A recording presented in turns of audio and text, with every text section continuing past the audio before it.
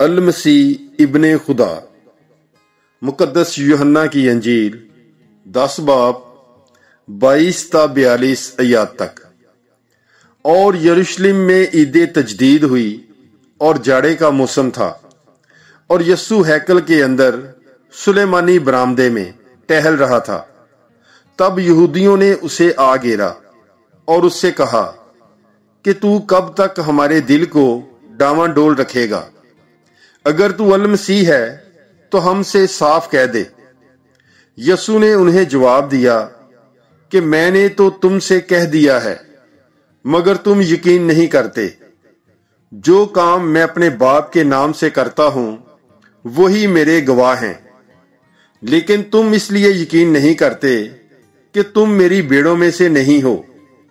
मेरी भेड़ें मेरी आवाज सुनती हैं और मैं उन्हें जानता हूं, और वो मेरे पीछे पीछे चलती हैं, और मैं उन्हें हमेशा की जिंदगी बख्शता हूं, और वो अब तक कभी हलाक ना होंगी, और कोई उन्हें मेरे हाथ से छीन ना लेगा। जो मेरे बाप ने मुझे दिया है वो सबसे बड़ा है, और कोई उसे मेरे बाप के हाथ से छीन नहीं सकता। मैं और बाप एक हैं। यहूदियों ने फिर पत्थर उठाए ताकि उसे संसार करें। यस्सु ने उन्हें जवाब दिया कि मैंने तुम्हें बाप की तरफ से बथेरे नेक काम दिखाए हैं, उनमें से किस काम के लिए तुम मुझे संसार करते हो? यहूदियों ने उसे जवाब दिया कि किसी नेक काम के सबब से नहीं, बल्कि कुफर गोई के सबब से हम तुझे संसार करते हैं, क्योंकि तू इंसान होकर अपने आप को खुदा बनाता है। यस्सु ने उन्हें जवाब दिया कि क्या तुम्हारी शरीयत में ये नहीं लिखा है कि मैंने कहा कि तुम खुदा हो? जबकि उसने उन्हें खुदा कहा जिनसे खुदा हम कलाम हुआ, और नविश्ता बातिल नहीं हो सकता। तो फिर तुम उससे जिसे बाप ने मुकद्दस करके दुनिया में भेजा है क्यों कर कहते हो कि तू कुफर बकता है? इसलिए कि मैंने कहा कि मैं खुदा का बेटा हूं।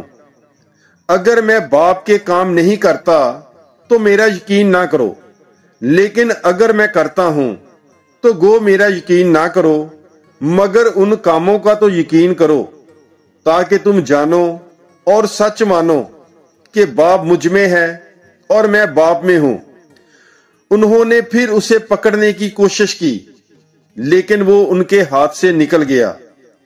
वो फिर उर्दन के पार उस जगह चला गया जहां यूहन्ना पहले इस्तबाग दिया करता था, और वहीं रहा।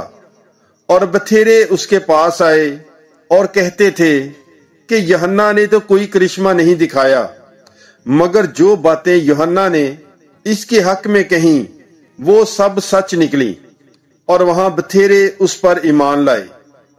पाक कलाम के पढ़े और सुने जाने पर खुदावंद की बरकत हो। खुदा का शुक्र हो। God bless you. Bible is life.